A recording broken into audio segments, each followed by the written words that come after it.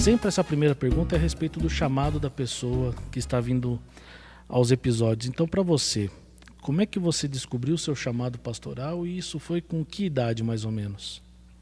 Tá, vamos lá buscar na memória, né? Eu, quando era adolescente ainda, eu era membro da primeira igreja batista em Eldorado Paulista, hoje só Eldorado, interior de São Paulo, né, Vale do Ribeiro, uma igreja querida lá.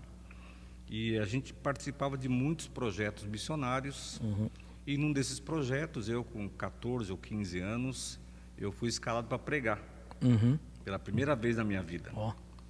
Aí fui ajudado pelo pastor que estava liderando tudo, a preparar um esboço, uma coisa assim.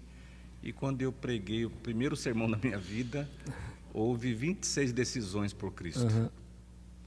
E aquilo foi um impacto gigantesco em mim. Mas, até então, eu não tinha noção de que seria pastor. Um pastor amigo havia me dito que eu só deveria ser pastor se eu não conseguisse deixar de ser.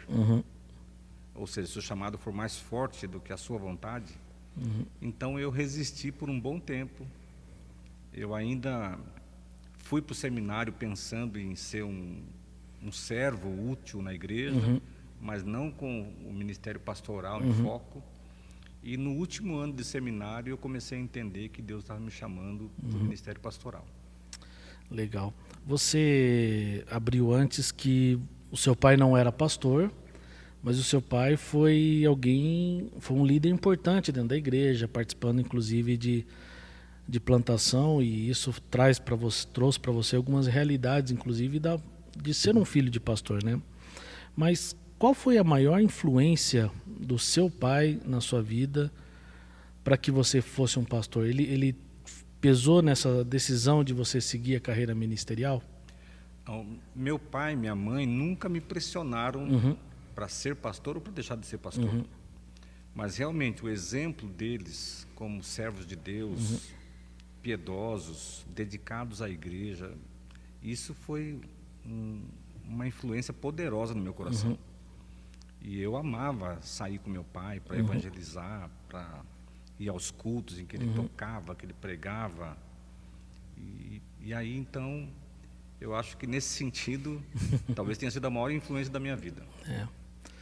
Legal. Eu sempre digo que, né, eu gosto de ir na igreja e levar minhas filhas junto quando eu estou servindo, né? É uma maneira de ensinar elas a servirem, né? Então, por mais que elas ainda não compreendam a realidade como um todo do ministério, eu gosto muitas vezes que elas me acompanhem e façam a companhia para mim, para poder influenciá-las também, para quando elas crescerem encontrar o seu chamado no corpo de Cristo, né? Elas estão observando você Exatamente. o tempo inteiro. E se você servir a Deus com alegria, é uma grande influência. Exato. E você já passou por algumas igrejas, né? Você está há muito tempo na primeira Então, na verdade, eu só participei de 2 igrejas. Essa da minha infância e a igreja que eu estou agora. A primeira igreja batista de Piracicaba, que eu sou membro lá desde 1º de janeiro de 1981. Então, os seus filhos, eles já nasceram dentro da primeira igreja batista de Piracicaba. Sim. Então, você não teve mudanças de igrejas, né? Não, uma única igreja mesmo, pastoreando uma única igreja. Tá.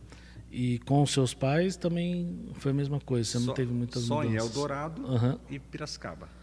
Nesse processo, você, como filho de um líder dentro da igreja, e como você olha hoje os seus filhos, você vê diferenças no tratamento que os membros da comunidade local dão para os seus filhos hoje? Eu acho que é um pouco diferente. Né? Tem semelhança, porque meu pai muitas vezes ficou à frente da igreja, mas eu era muito pequeno nessa época e não senti tanto esse tipo de pressão. Mas eu sinto assim que com os pastores é um pouco diferente em relação ao tratamento para os seus filhos, como as pessoas enxergam isso. Eu acho que tem algumas diferenças significativas até. E bom, você teve a ideia aí de organizar esse livro, né? Abrindo a Caixa Preta, Filho de Pastores, Revelando o Coração.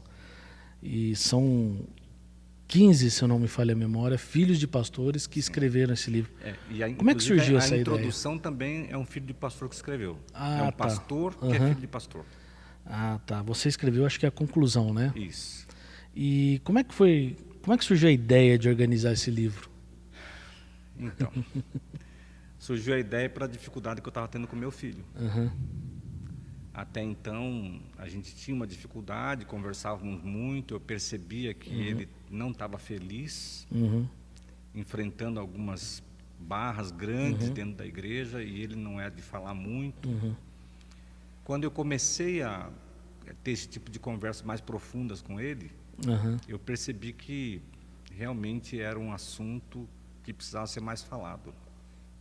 Depois, conversando com outros pastores, assim, infelizmente é muito triste a realidade de milhares de pastores. Para você ter uma ideia, Daniel, eu estive na Convenção Batista Brasileira agora em Foz do Iguaçu, há 1 mês e meio, 2 meses, e lá tinha 850 pastores. Então eu conversei com muitos pastores por causa do livro. Eu tive a oportunidade de expor o livro lá, né? E eu cheguei à conclusão que talvez 50% dos pastores tenham um filho fora da igreja. Então é uma tragédia. Tem alguma coisa acontecendo e a gente precisa falar mais sobre esse assunto. É.